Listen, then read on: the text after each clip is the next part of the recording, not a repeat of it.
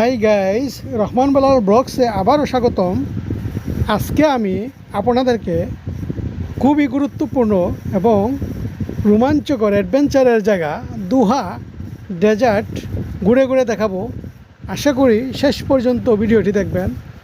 আপনাদের জ্ঞান ভাণ্ডার সমৃদ্ধ হবে, নতুন কিছু দেখতে পারবেন, নতুন কিছু জানতে পারবেন, নতুন কিছু শিখতে পারবেন। সাবস্ক্রাইব শেয়ার দিয়ে পাশে থাকবেন। তো চলুন শুরু করা যাক আজকের নতুন এই এপিসোড।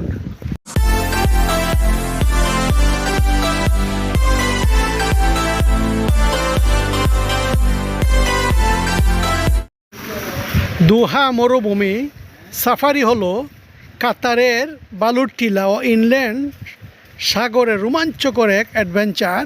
সাধারণত 4x4 গাড়িতে ডিউন বেসিং, উঠে ছড়া, স্যান্ড বোর্ডিং এবং কুর আল আদিদ ইনল্যান্ড সি ভ্রমণ এর মূল আকর্ষণ। আপনারা যদি এই রোমাঞ্চকর মরুভূমি ঘুরে দেখতে চান তাহলে ক্লক দোহা মরুভূমি সাফারি এবং ভিজিট কাতার ওয়েবসাইট থেকে সব ধরনের সুযোগ সুবিধা পেতে পারবেন।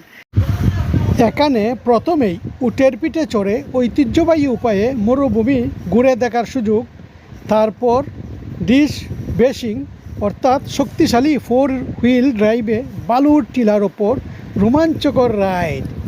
তাছাড়াও এখানে রয়েছে ইনল্যান্ড সি দর্শন।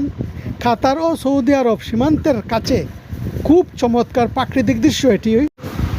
তাছাড়াও স্যান্ড বোর্ডিং, বালুর টিলা বেয়ে নিচে নেমে আসার দারুণ খেলা আপনি উপভোগ করতে পারবেন, যা হয়তো আপনি জীবনে কোনো দিনই সেটা দেখেননি। দোহা মরুভূমি বা কাতার ডেজার্ট দোহা শহরের কাছে অবস্থিত একটি জনপ্রিয় পর্যটন আকর্ষণ। এখানে আপনি বিশাল বালুচরে রোমাঞ্চকর অভিজ্ঞতা এবং চমৎকার প্রাকৃতিক দৃশ্য দেখতে পারবেন। এখানে 4 হুইল ড্রাইভ গাড়িতে বালুর উঁচু নিচু ডাল বেয়ে নিচে নামার যে আনন্দ, সেটা হয়তো আপনি প্রথম দেখবেন। কাতারের রাজধানী দোহা থেকে দক্ষিণ ও দক্ষিণ পূর্বের প্রধান মরুভূমি এলাকা এটি, এবং সি লাইন বিচ ও ইনল্যান্ড সি খুর আল আদাইদের দূরত্ব প্রায় 60 থেকে 75 কিলোমিটার। দোহা শহর থেকে গাড়ি বা 4 হুইল ড্রাইভ গাড়িতে করে এই মরুভূমি অঞ্চলে পৌঁছাতে প্রায় 45 মিনিট থেকে 1 ঘন্টা সময় লাগে। সড়ক পথে প্রায় 60 থেকে 75 কিলোমিটার দক্ষিণ দিকে মুসাইদ ও সি লাইন এলাকা পর্যন্ত। সি লাইন বিচ এবং খুর আল উদাইদ ইনল্যান্ড সি, যেখানে মরুভূমি ও সমুদ্রের অপূর্ব মিলন দেখা যায়। প্রাচীনকালে কাতারের মরুভূমি ও উপকূলীয় অঞ্চলে বেদুইন যাযাবর উপজাতীয় মানুষেরা বসবাস করত।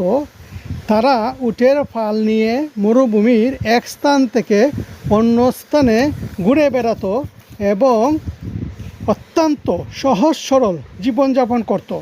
পারস্য উপসাগরের তীরবর্তী হওয়ায় এই অঞ্চলের মানুষ মাছ ধরা এবং সমুদ্র থেকে মুক্তা আহরণকে প্রধান জীবিকা হিসেবে বেছে নেয়।